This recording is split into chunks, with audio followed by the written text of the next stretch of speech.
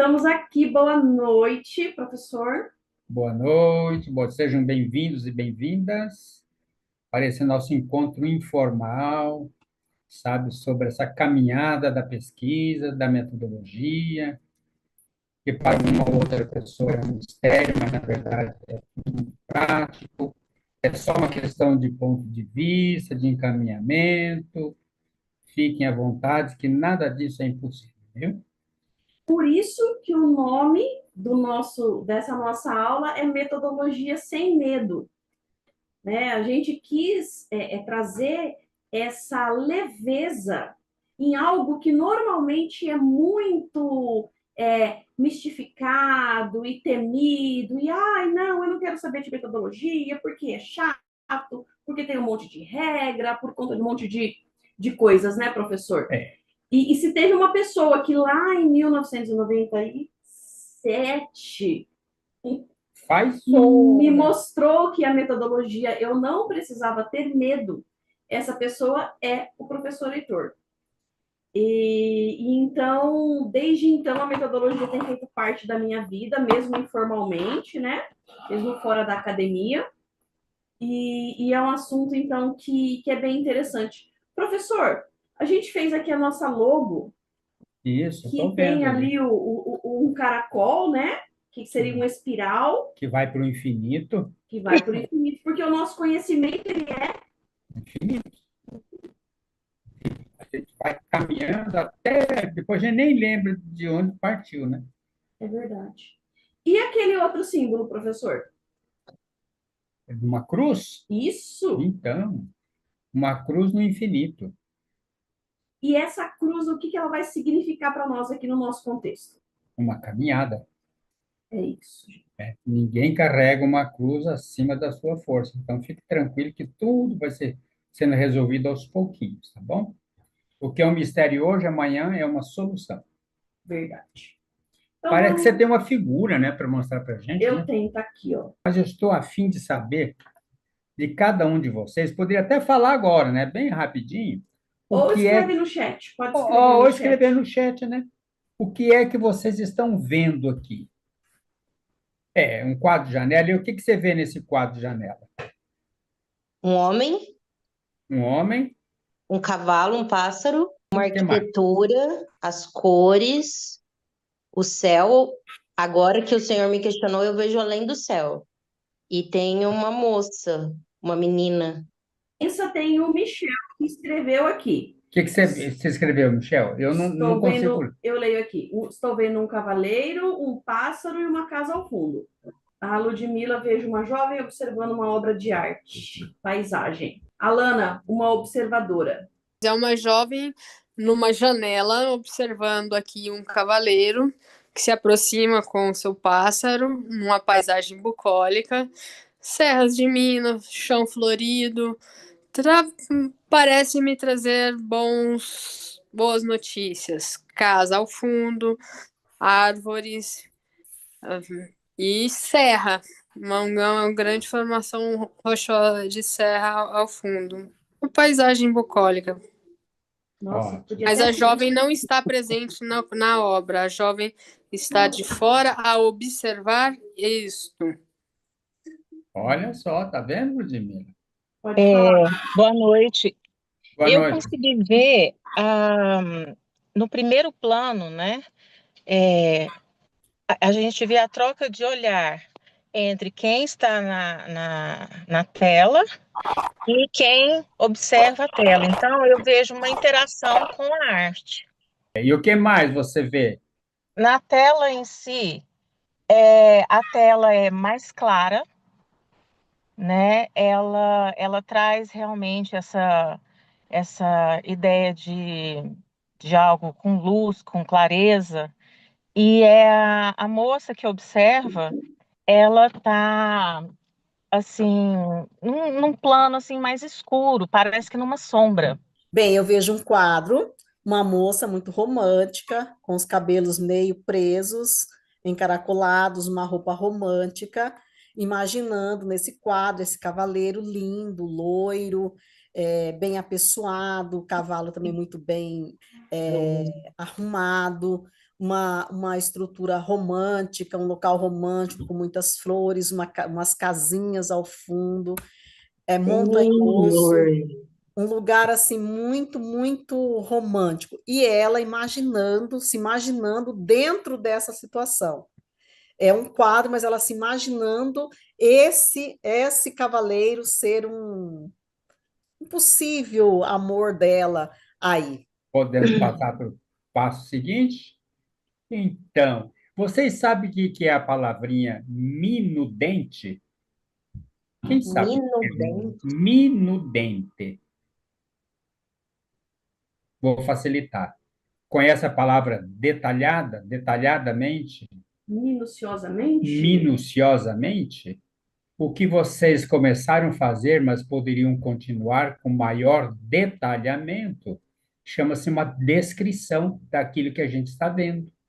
Quando a gente olha um Hum, ambiente, quando a gente olha um quadro, quando a gente olha uma biblioteca, quando a gente olha, enfim, qualquer coisa, qualquer fenômeno, qualquer objeto, qualquer paisagem, nós, seres humanos, temos a capacidade de descrever. Isso chama-se uma descrição. Há pessoas que são muito detalhistas, verdade? E outras são mais generalistas. Como é que é? As detalhistas olham particularidades de um quadro, de uma paisagem, de uma situação. E outras, que são menos detalhistas, olham a generalidade das coisas. Então, numa pesquisa, às vezes somos chamados a sermos assim minudentes na nossa observação, capacidade de observação, de apreensão daquilo que a gente está vendo. E é a nossa mente que faz isso, verdade? A gente apreende e a gente passa isso para o nosso intelecto. Então, essa descrição. Só que, às vezes, num trabalho acadêmico, ou num trabalho de escrita romântica, quem é um romancista, vai descrever guarda de trânsito de um acidente, né? Ele tem que descrever detalhadamente, mensurar particularidade daquele acidente em vista de tudo aquilo que está envolvido naquele acidente. Então, devemos descrever com detalhes, minúcias e o mais exato possível para não fugir da realidade. Então, veja bem, se nós pegarmos agora tudo aquilo que foi dito por cada um de vocês e somarmos tudo, dá uma descrição mais completa do que uma descrição particular. Então, quando a gente olha em conjunto uma mesma coisa, a gente começa a se dar as mãos para ver um todo mais completo. Isso é muito interessante. Isso é o universo da ciência. A ciência não se faz sozinha. A ciência se faz em equipe, tá? Um ajudando o outro. Por isso que a Etna está aqui me ajudando. Verdade? Né? ai, É. verdade, professor. Aquilo que ontem era um mistério, hoje não mais. Hoje está muito claro para a gente essas coisas, tá bem? E agora, eu vou pedir que vocês imaginem por alguns minutinhos, bem rapidamente, uma história que alguém até já começou, a partir daquela moça observando o quadro. Quem já criou uma história? É, eu bem não criei, mas eu me recordei, foi de um livro da literatura que eu gosto muito, Miguel de Cervantes, Dom Quixote. Agora vamos ouvir o Michel. Ô, Michel, como é que é essa história que você criou aí? A minha história, professor, é mais simples e natural do dia a dia. Essa Ah, moça é filha desse rapaz aí que está na imagem. É um quadro que está na sala dela, que ela não conheceu o pai dela. O pai dela morreu muito novo, quando ela era muito nova, e a mãe dela que contava essa história e guardou esse quadro. E toda vez que ela olha para o quadro, ela lembra do pai dela e da onde eles vieram. Isso. Eu também vou relacionar essa imagem com uma história de um filme, não de um livro, no caso da colega. certo. É um filme bem antigo que chama Em Algum Lugar do Passado. Tá. No caso aí, ela está, digamos, no tempo presente, né? Ela olha essa pintura e ela se apaixona pelo homem que está, né, cavalgando ali naquela planície ali. E só que os dois estão muito apaixonados, mas infelizmente esse túnel do tempo termina, né? Ele se fecha e ela tem que voltar para o presente. Tá bem, então, vamos falar uma palavrinha. Você não está plagiando o filme, tá? Você está citando o filme.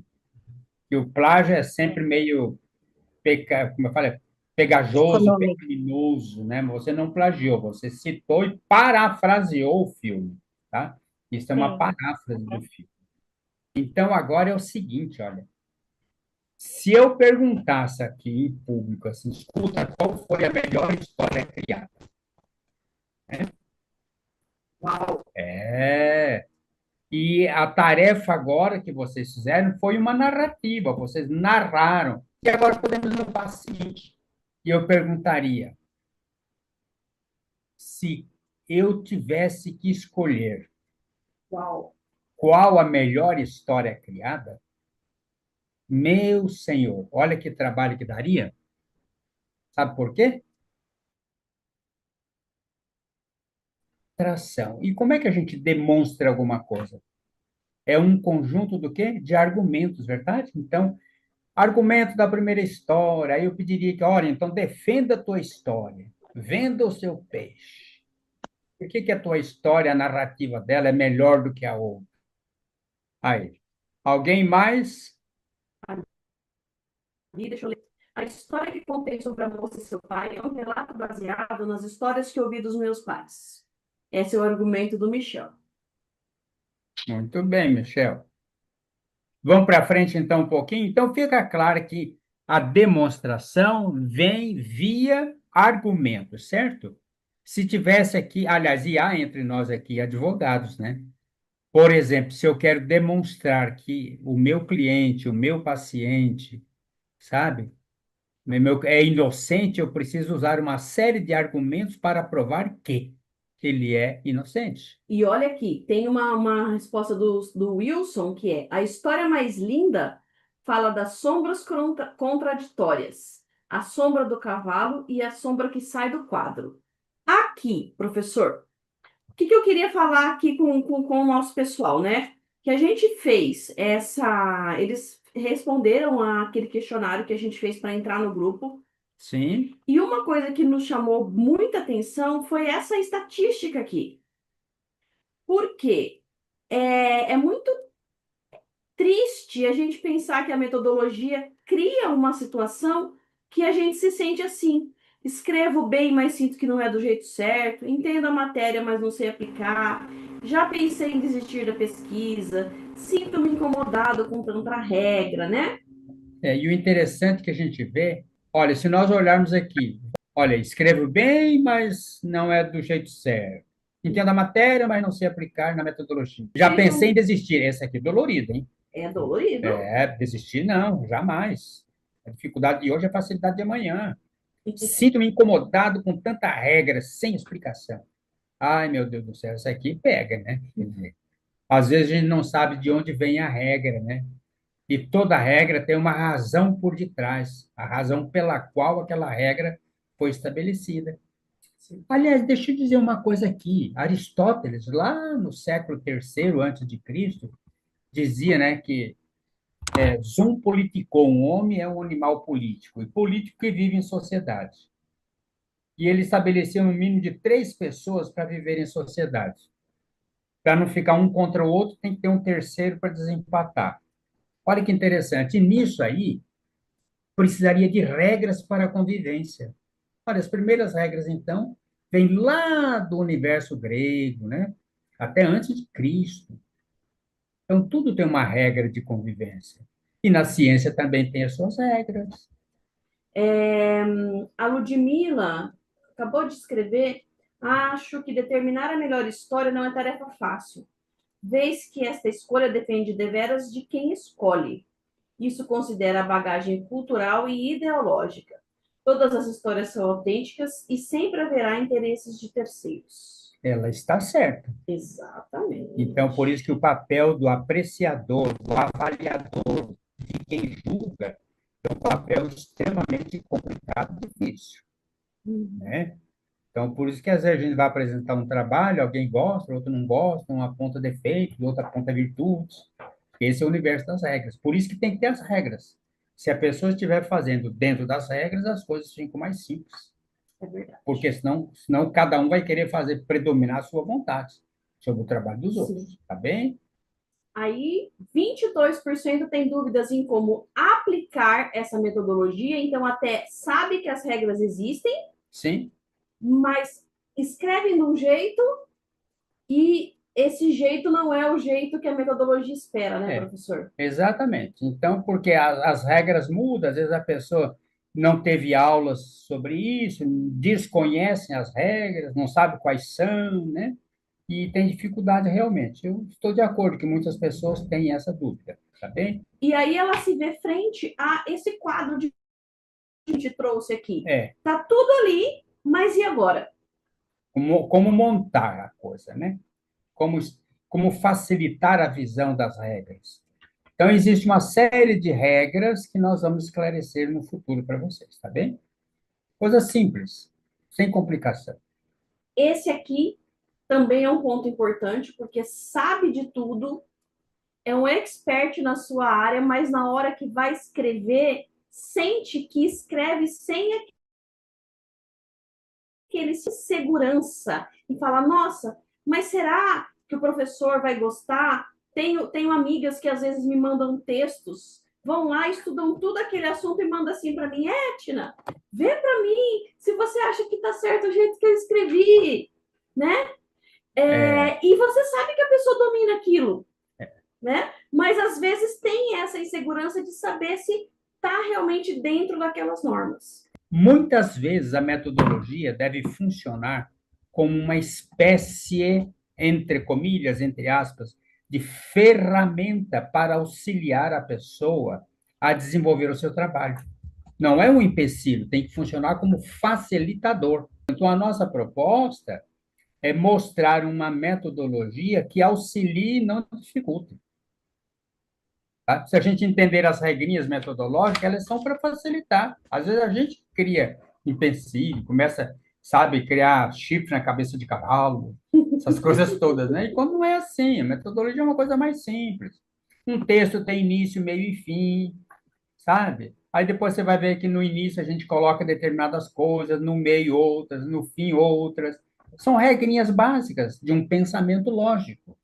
Então, a metodologia científica deve nos auxiliar na construção lógica de um pensamento científico. Só isso. Em especial do estudar e professionar, né? Claro, claro, claro. E assim, às vezes é como a gente pegar e marcar um encontro com alguém no Tinder. A pessoa usou uma foto lá de 2013. Tinha uma Entendeu? fisionomia, né? E a pessoa está agora aqui, né? Então, é como se você começasse vai conhecer essa pessoa sem ter as regras, Sem contextualizar. né? E aí você chega lá e não é nada daquilo. Então, às vezes, você pensa num texto que você quer falar uma coisa, você quer trazer uma ideia, só que ela está toda distorcida por outros contextos. Não é um problema só de quem está na graduação. Esse problema, às vezes, persiste para quem já chegou no mestrado, está fazendo doutorado, sabe? Então, a metodologia é algo muito abrangente, sabe? Eu sinto, professora, assim, na pele mesmo, que às vezes, quando eu fui submeter o meu projeto de mestrado, o tanto de coisas que a gente já traz de vivência e que tudo pode ser um tema, né? Tudo pode ser. E aí isso acaba bagunçando, porque a gente tem tanta vivência que a gente Então, não sabe como organizar. sabe de uma tudo coisa? isso. Sabe o que me vem aqui? O doutor Wilson, que está presente aqui, ele pode até ajudar, né? A palavra metodologia, ela tem uma origem. E se a gente não fugir da origem dessa palavra, auxilia, ajuda. Ó, metodologia. Meto vem de metá do grego, que significa além de, depois de, do lado de lá. Isso é metá. Logia vem de logos, né? Logos, entender. Então, é entender o que vem depois, do lado de lá. Então, a metodologia tem que nos conduzir, é um caminho a ser percorrido, tá bem? Então, naquela pesquisa que nós fizemos, né, vocês mostraram o quê? Quando alguém explica com exemplos, facilita. Quando a pessoa pode perguntar, também ajuda. Lendo com calma e fazendo anotações. Olha, isso aqui é fundamental. Às vezes, com essa história do mundo cibernético, da internet, sabe, a gente está deixando de ler as coisas, a gente tem que voltar a ler, assinalar, né? Assinalar o texto. Não é proibido ler e-book, mas você tem que aprender a fazer apontamentos, fazer esqueminhas, fazer pequenos resumos. Isso auxilia demais. Fichamentos, nós Fichamento. colocamos até lá no nosso Instagram. Ainda existe o fichamento, a gente pode fazer fichamentos, né? O que mais Te incomoda quando o assunto é metodologia? E essa aqui foi uma pergunta que também nos deixou ali preocupados, né? Que é sentir que não sabe por onde começar, os tipos de metodologia e a formatação do trabalho, uso da ferramenta para deixar Ó, ó. claro Não é essa ferramenta, não, tá? o caminho percorrido, os tipos, né? Me sinto perdido e acabo não tentando. Por quê? Porque não sabe os tipos de metodologia, como vai aplicar. E também teve uma pessoa que escreveu isso aqui, ó. Quero que todos façam o mesmo percurso. É um pesquisador que está preocupado em levar para as outras pessoas esse caminho também e está querendo somar com as Ó, nossas ideias aqui. então, na verdade é o seguinte, tudo isso é porque às vezes a gente não soube navegar na ideia do que é metodologia. Metodologia não tem que ser um mistério para as pessoas. Então, agora a gente vai apresentar metodologia, não é castigo. Não é Pelo para menos judiar de ninguém. espera-se, né, Não professor? é para ficar atrás da porta, ajoelhado no caroço de milho, tá? Isso. Se não é castigo, olha, dia 11 e 25 de julho, 1º e 8 de agosto, nós vamos ter um encontro, né? Nós estamos ofertando aí um trabalho mais minudente. Agora, às Às 19 horas 19 também. horas É também, isso. horário Então, de vamos Mato gravar essa Grosso do data? Sul. 11 e 25 de julho, né? É 11, né? 11 e 25 de julho. Algo realmente dialogado, como encaixar tudo isso, né? Deixa eu pegar Independente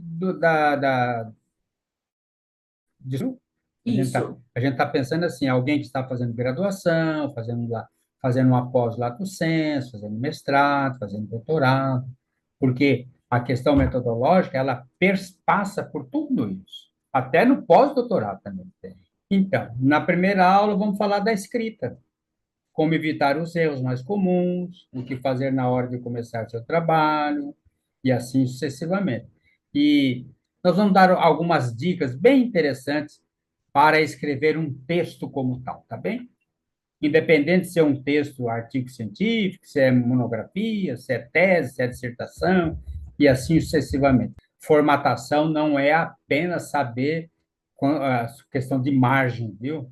Formatação é mais amplo que isso, cai dentro da metodologia propriamente dita. A gente precisa saber qual é o modelo que a gente vai, o modelo de pesquisa, o modelo de abordagem, não é, professor? Isso, Que é como se fosse aqui, ó. Você vai construir uma casa.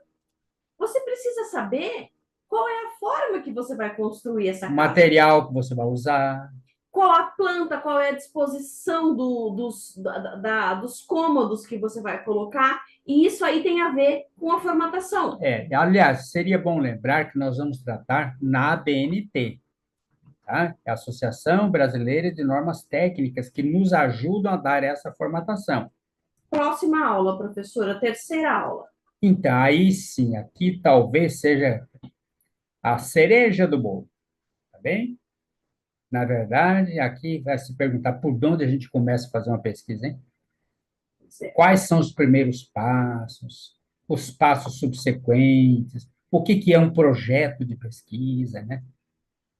Como é que a Porque gente pode projetar uma pesquisa? e quem já está com a pesquisa em andamento e está perdido, também vai se beneficiar Também, disso aqui. claro, claro, porque a gente tenta, digamos assim, reordenar as coisas, né? Claro, é sempre possível, né? E Certo? nós vamos aprender uma coisa muito interessante. Comece a fazer um trabalho que estabeleceu metas, estabeleceu cronograma, estabeleceu objetivo, não sei o quê, mas as coisas não estão dando certo, a gente pode repensar o próprio projeto. Isso é uma coisa normal no universo da pesquisa, da ciência, né? Tá bem? Não é uma camisa de força que não, sabe, a pessoa fica engessada naquele. Não, ao contrário. Metodologia para facilitar a vida da pessoa. A gente tem que colocar isso na nossa mente de uma vez por todas. Não, Entendendo o projeto de pesquisa. isso. Então, aqui, classificar sua pesquisa é como escolher o tipo de casa que você precisa. Que é o seguinte, nós temos um trabalho já tem alguns anos. Acho que é o trabalhinho mais completo que a gente encontra nesse universo, que é a classificação da pesquisa. Nós criamos um quadro de classificação da pesquisa bastante interessante. Nós vamos tratar desse quadro com as pessoas, vamos falar assim de natureza de pesquisa, de tendência de pesquisa, de abordagem, tá bem? De método, de tipo de pesquisa, nas mais diferentes áreas do conhecimento, tá bem? Então é isso. E, Para os graduandos, deixa eu falar devagar. sim, Entender com clareza como funciona um projeto de pesquisa e não apenas seguir modelos prontos. isso. A proposta aqui é dar a estrutura, direção e autonomia, tá? Para os mestrandos, doutorandos, pesquisadores, etc., o que vamos fazer é mostrar como a sua pesquisa pode fazer sentido de verdade. Como garantir que o problema, o objetivo e o método estão conversando, como você faz para analisar tudo isso, e aí com o olhar do nosso querido professor doutor Heitor aqui também, né? Como escrever com mais coerência e menos enrolação. Como que é o nome do negócio do enrolar, professor? Não é É enrolar, fazer tautologia. Esse nome... Gente, eu achei que fosse um palavrão quando ele falou para mim. É. Tautologia, quando, no popular, significa está enchendo linguiça. Você já falou e começa a falar tudo de novo e não acrescenta nada de novo, de informação nova, de conteúdo novo. Aonde serão os encontros? Pela plataforma Google Meet. Esse curso, esses módulos estarão hospedados numa plataforma que se chama Eduz. Aqui eu trouxe um modelinho para vocês perceberem aqui. Esse aqui é de um curso que eu faço. Muitas pessoas responderam que nunca compraram um curso online, né? Então, por isso, essa explicação. Bem pouquinho, por sinal. Então, para quem está aqui hoje assistindo essa reunião, e como teve gente que não entrou, professor, a gente pode deixar até amanhã, meio-dia. Vai pagar 197 Pelos 4 encontros. pelos 4 encontros. Lembrando que essa nossa iniciativa não tem nada a ver com a nossa atuação no programa de desenvolvimento local da CDB, tá bem? Isso aqui é uma coisa à parte, assim, que a gente gosta de colaborar.